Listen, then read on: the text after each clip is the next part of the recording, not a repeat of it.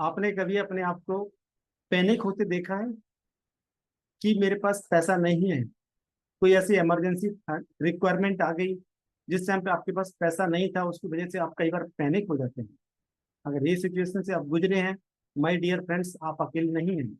लोग कई बार car repair के लिए पैसे नहीं होते हैं उनके पास, कार का इंश्योरेंस रिन्यू करने के लिए पैसे नहीं होते, जबकि वो तो पहले से प्लान होता है। मेडिकल बिल्स को पे करने के लिए पैसे नहीं होते हैं। लोगों का सडन जॉब लॉस हो जाता है, उसके लिए कैसे क्या बैकअप रखना है, वो सब नहीं होता है। ये क्यों होता है? बिकॉज हम इमरजेंसी फंड की नीड को इग्नोर कर देते हैं। तो माय डियर फ्रेंड्स, इंडिया में या फिर बाकी जगह फाइनेंशियल लिटरेसी कम होने की वजह से लोग इमरजेंसी फंड्स की नीड को इग्नोर कर देते हैं। इमरजेंसी फंड हमारे लिए एक तरह से फाइनेंशियल कुशन का काम करता है, जो कि हमारे पास अनएक्सपेक्टेड अनअवॉइडेबल सर्कमस्टेंसेस आ जाती है लाइफ में, जिनको हमें ओवरकम करने के लिए फाइनेंसिस की रिक्वायरमेंट होती है। उस टाइम पे आइधर हम किसी और से पैसा मांगेंगे या फिर हम लोन लेके क्रेडिट कार्ड को स्वाइप करके करते हैं। तो एक तो आपके पास फाइनेंशियल इशू पहले से ही चल रहे हैं, उसमें आप लोन लेके करेंगे, इट मीन्स आप जो आपका एक्चुअल रिक्वायरमेंट थी उससे ज्यादा आपको पे ऑफ करना पड़ रहा है। हम हमेशा डे टू डे लाइफ में ऐसा बिजी हो जाते हैं कि हम पे चेक टू पे चेक, एक सैलरी से दूसरी सैलरी सैलरी का इंतजार करते हैं और हमें अपने एक्सपेंसेस को मैनेज करते हैं। बट हम सोचते नहीं है कि ऐसी कंडीशन अगर लाइफ में आ गई तो हमें करना क्या है। यस माय डियर फ्रेंड्स, इस पर्टिकुलर वीडियो में हम बात करेंगे इमरजेंसी फंड क्या है और इमरजेंसी फंड कैसे क्रिएट कर सकते हैं, आपको कितना इमरजेंसी फंड रखना चाहिए। यस, क्या है? तो हमने बात किया कि इमरजेंसी फंड हमारे लिए फाइनेंशियल कुशन का काम करता है जब हमारे पास कोई ऐसी अनएक्सपेक्टेड और अनअवॉइडेबल सर्कमस्टेंसेस आ जाती हैं। सर्कमस्टेंसेस कौन सी हो सकती हैं? मैं कहीं जा रहा हूँ, मेरी कार खराब हो गई, अभी उसमें रिपेयर के लिए 20-25 हजार रुपए का कॉस्टिंग आ रही है, जो कि मेरा इंश्योरेंस में कवर हो ही नहीं सकता। तो मुझे क्या करना है? अपने पास से पे करना, बट मेरे पास तो पैसा है ही नहीं। मैं क्या करूंगा? क्रेडिट कार्ड स्वाइप करूंगा या फिर किसी से उधार मांग के करूंगा। क्या वो सही चीज है? नहीं है। इसलिए हमें हमारे पास इमरजेंसी फंड्स रखने चाहिए। मेडिकल इमरजेंसी हमें नहीं पता होता है कब किसके पास मेडिकल इमरजेंसी आ जाए। तो उस पर्टिकुलर सिचुएशन में अगर आपके पास एनफ फंड्स नहीं है और आप प्रॉपरली कवर्ड नहीं है, या फिर जो प्रॉब्लम आई है वो आपके मेडिकल इंश्योरेंस में कवर नहीं हो सकती, उस पर्टिकुलर केस में आपका बैंक अकाउंट जो है, आपने पैसा इन्वेस्टमेंट किया होगा, वो ड्रेन आउट हो सकता है, या फिर आपको क्रेडिट कार्ड या फिर कहीं से उधार मांग के करना पड़ेगा। अगर कई बार बहुत सारे लोगों की जॉब लॉस हो जाती है, एवरेज में कंसीडर करूँ 3 मंथ तो लग ही जाते हैं लोगों को अपनी जॉब को दोबारा गेन करने के लिए, दोबारा पाने के लिए, अगर आपके मार्केट में कॉन्टेक्ट अच्छे हैं तब। नहीं तो लोगों को 6 महीने 1 साल भी लग जाता है दोबारा जॉब लेने के लिए। तो उस पर्टिकुलर सिचुएशन में आपके पास अगर इमरजेंसी फंड्स नहीं है, आपकी फैमिली और आप खुद सफर होंगे। तो इसलिए हमें हमारे लिए इमरजेंसी फंड रखना बहुत जरूरी है। अभी हमें कितना रखना चाहिए? यस डेफिनेटली, यहाँ आता है हमारा 6x rule of emergency fund. It means जो आपके मंथली एक्सपेंसेस हैं मल्टीप्लाइड बाय 6, आपको उतना अमाउंट आपके पास इमरजेंसी फंड के फॉर्मेट में रखना है। लेट सपोज मेरी मंथली एक्सपेंसेस 50,000 है, तो मल्टीप्लाइड बाय 6 करूंगा, 3 लाख रुपीज मेरे पास in the form of emergency fund होने चाहिए। अभी हमें कहाँ रखना है?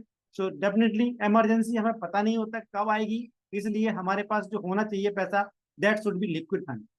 जब हमें जरूरत पड़े तब पैसा मिले, उसके लिए रिकमेंडेड है मिनिमम 1 महीने का जो फंड है, एक्सपेंसेस है, उतना आपके पास कैश में या फिर सेविंग अकाउंट में रखें। बाकी जो है एफडी में या फिर लिक्विड म्यूचुअल फंड में आप रख सकते हैं, ताकि आपको जब भी रिक्वायरमेंट होगी तो आप पैसा वहां से विड्रॉ कर सकते हैं।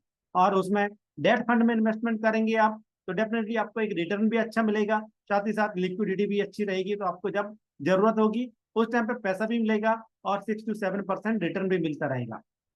हमें कैसे अपना इमरजेंसी फंड क्रिएट करना है?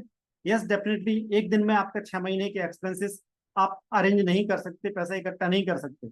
इसलिए मैं आपको 3 स्टेप्स फॉर्मूला बताऊंगा जिसको यूज करके आप अपने इमरजेंसी फंड को क्रिएट कर सकते हैं। So number 1 step, start small but start now. अगर आपके पास एनफ फंड नहीं है in the form of emergency fund, then definitely आपको आज से और अभी से स्टार्ट कर देना चाहिए।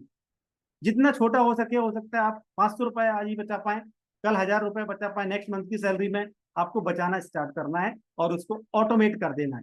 सो यहाँ से हमारा रूल नंबर 2 आता है, स्टेप नंबर 2 आता है, दैट इज ऑटोमेटेड सेविंग। जो भी आपने जितना अमाउंट करना चाहते हैं सेव और इमरजेंसी फंड अकाउंट में ट्रांसफर करना चाहते हैं, सिंपल SIP फॉर्मेट में आप अलाउ कर दें उसको, लिक्विड म्यूचुअल फंड या फिर डेट फंड्स में, और वहां से आपका रेगुलर फ्रीक्वेंसी पे आपका पैसा डिडक्ट होकर दूसरे अकाउंट में चला जाएगा। साथ ही साथ आपका इन्वेस्टमेंट भी ग्रो करेगा। अगर आप मैनुअली करने जाएंगे तो डेफिनेटली हो सकता है आप मिस आउट कर सकें। इसीलिए हमेशा मैं बोलता हूँ कि जब भी आपका इन्वेस्टमेंट और सेविंग की बात आती है तो ऑटोमेट होना चाहिए। मैनुअल इंटरवेंशन अगर आप रखेंगे देन डेफिनेटली आप मिस कर सकते हैं। आप रिकॉर्ड बनाना, हम सबसे पहले अपने एक्सपेंसेस को प्लान करते हैं, हमारे इन्वेस्टमेंट के बारे में हम भूल जाते हैं, मिस करने की आदत होती है हमारी, हमें इंश्योरेंस रिन्यू करने की भूलने की आदत होती है। इसलिए हमें ऑटोमेट कर देना है इन चीजों को। जब आप ऑटोमेट कर देते हैं देन डेफिनेटली आपको टेंशन फ्री रहते हैं, आपके अकाउंट से ऑटोमेटिक पैसा डिडक्ट हो जाएगा, सिर्फ आपको आपके अकाउंट में एनफ फंड रखने की रिक्वायरमेंट रहेगी। यहाँ से हमारा आता है step number 3, that is cut down unnecessary expenses. Yes, आप अपने बजट को एक्सप्लोर करें। पहले तो बजट क्रिएट करने की अगर हैबिट नहीं है तो बजट क्रिएट करने की हैबिट लें, और उसके लिए मैं एक सेपरेट वीडियो दे दूंगा आई बटन में, वहां से आप क्लिक करके उस वीडियो को भी देख सकते हैं कैसे आप बजटिंग करनी है। बजट करने की हैबिट डालें, और बजट में आपको देखना है कि अननेसेसरी एक्सपेंसेस कौन से हैं जिनको आप कट डाउन कर सकते हैं। हो सकता है कि आपने अमेजोन प्राइम का सब्सक्रिप्शन ले रखा हो, आपको जरूरत नहीं हो सकती है, तो आप उसको कैंसिल कर सकते हैं।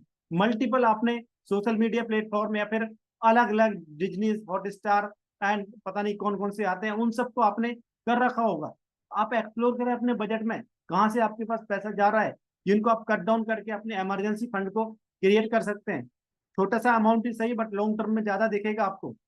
एक दिन में नहीं होगा, बट डेफिनेटली आप सिस्टमेटिक वे में प्लान करके छोटे छोटे स्टेप्स लेके उसमें पैसा इंक्लूड करते जाएंगे, देन डेफिनेटली आपके पास एनफ फंड्स रहेंगे आपके इमरजेंसीज के लिए। और उस टाइम पे जब कोई इमरजेंसी आएगी या फिर कोई ऐसी सिचुएशन आ सकती है जिसको आप अवॉइड नहीं कर सकते, कुछ ऐसे एक्सपेंसेस आ सकते हैं जिनको आप अवॉइड नहीं कर सकते, उस टाइम पे ये फंड आपके लिए बहुत ही हेल्पफुल रहेंगे। तो इस तरह से जब आप प्लान करेंगे देन डेफिनेटली आपके पास एनफ कॉर्पस रहेगा, फंड्स रहेंगे आपके इमरजेंसी सिचुएशन के लिए, कंटेंजेंसी सिचुएशन के लिए, और आप पीसफुली रहेंगे बिकॉज आपके पास सोचने का जरूरत नहीं रहेगा कि मुझे कहाँ से पैसा आएगा, कितना पैसा चाहिए। यस, जब भी आपका पैसा या फिर इमरजेंसी फंड खाली हो जाता है या फिर कम हो जाता है तो उसको फिर से ऑटोमेट करके आपको फुल कर देना है। जितना आपका रिक्वायरमेंट है उतना हमेशा होना चाहिए। ये प्रोसेस आपका चलता रहेगा और डेफिनेटली आप स्ट्रेस फ्री अपने फाइनेंसिस को एंजॉय कर पाएंगे। उम्मीद करता हूँ वीडियो आपको हेल्पफुल लगा हो। अगर आपको सच में हेल्पफुल लगा तो आप वीडियो को लाइक करना ना भूलें, चैनल को सब्सक्राइब करना ना भूलें, और उन लोगों के साथ शेयर कर दें जिनके लाइफ में ऐसी प्रॉब्लम्स आती हैं या फिर उन्होंने अभी तक इमरजेंसी फंड्स के बारे में सोचा नहीं है। देन डेफिनेटली उनको भी हेल्प मिलेगी और आपको हेल्प मिलेगी, और साथ ही साथ मुझे भी हेल्प मिलेगी अगर आप चैनल को सब्सक्राइब कर लेंगे। Thank you, thanks for watching, मिलते हैं नेक्स्ट वीडियो में।